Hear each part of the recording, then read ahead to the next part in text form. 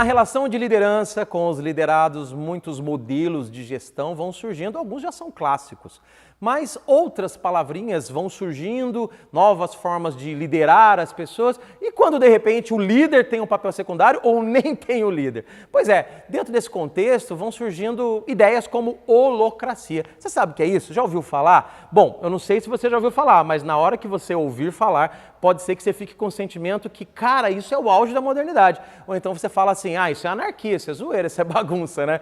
E qual que é a sua opinião, Alexandre? Holocracia é anarquia ou é uma evolução nas relações de trabalho? Olha, Marcelo, esse tema é um bocado polêmico, porque a proposta da holocracia é um bocado sedutora, né? Um mundo sem chefes, né? Mas se a gente for analisar, apesar de ser uma proposta um bocado radical, a holocracia é apenas a versão radical de tendências que a gente já vem observando no mercado de trabalho, né? Uma tendência da flexibilização, de quebrar um pouco essa rigidez das relações hierárquicas, menos chefias intermediárias, mais poder para os indivíduos, né, para tomar decisões. Então, de certa forma, ela traz tendências que a gente já vinha vendo, só que de uma maneira radical, né? A maioria das empresas tradicionais, ela tem uma estrutura hierárquica de pirâmide, né? CEO, diretores, enfim, né? É uma estrutura de pirâmide, e o contrário radical disso seria uma imensa linha reta, todo mundo aqui embaixo, que seria um caos, aí seria uma anarquia mesmo. A holocracia trabalha como se fosse uma espécie de círculos, né? Onde um mesmo colaborador pode ter várias funções e participar de vários círculos. Holocracia é o poder holístico distribuído universalmente entre os indivíduos, né? E a principal mudança que ele prega é um modelo de gestão da qual não existem chefes. Todo mundo é líder de todo mundo e o mais difícil de tudo é líder de si mesmo.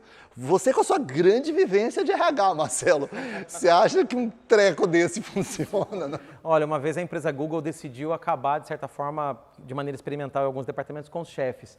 Passou pouco tempo, ela voltou com esses chefes, porque ela percebeu o seguinte, que tem gente que precisa de alguém ajudando, orientando e na verdade, na essência, as pessoas precisam de alguém inspirando, uma certa liderança, pelo menos aquela liderança mais inspiradora.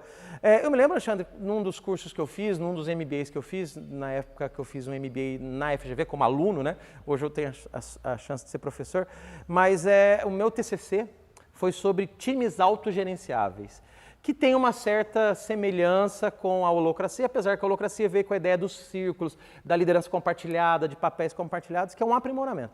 Mas eu lembro que naquela oportunidade a gente fez pesquisas com empresas de verdade e a gente percebeu que essa coisa de time sem chefe, sem líder, é incrível. Funciona melhor onde o trabalho é muito sistematizado, onde é muito automatizado, onde é muito assim, faça isso, by the book, procedimento. Porque se for para seguir um procedimento, você não precisa de um chefe, na verdade, basta ter um procedimento, todo mundo entende, sabe fazer, vai lá e faz.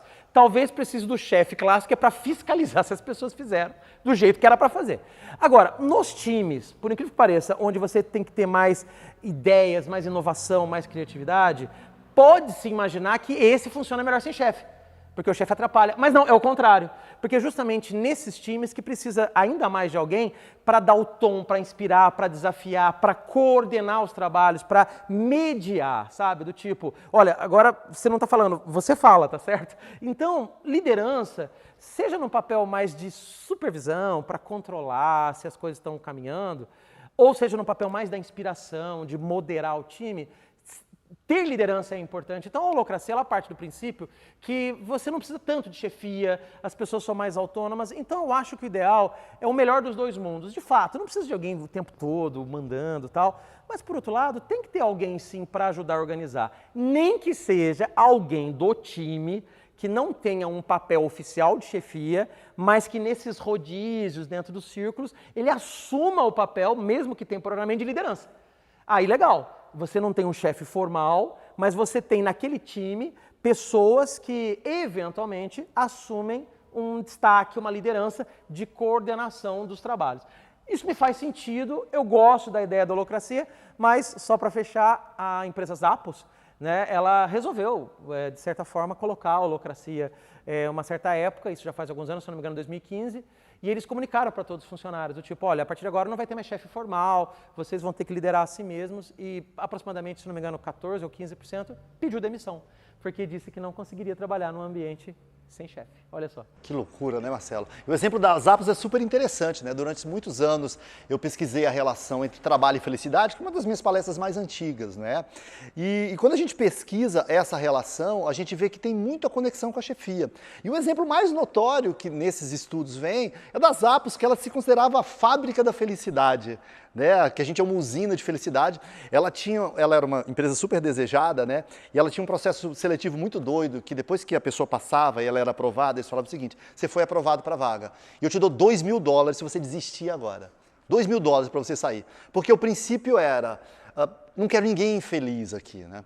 E ela migra aí para a Holacracia aí por 2015, e o engraçado é que as pessoas começaram a ficar infelizes, elas começaram a perder a noção de qual era o papel delas, virou uma fábrica de infelicidade. Eu acho que ela até deu um passo para trás agora, e ela faz uma espécie de semi-holocracia, né? Ela retornou algumas instâncias hierárquicas.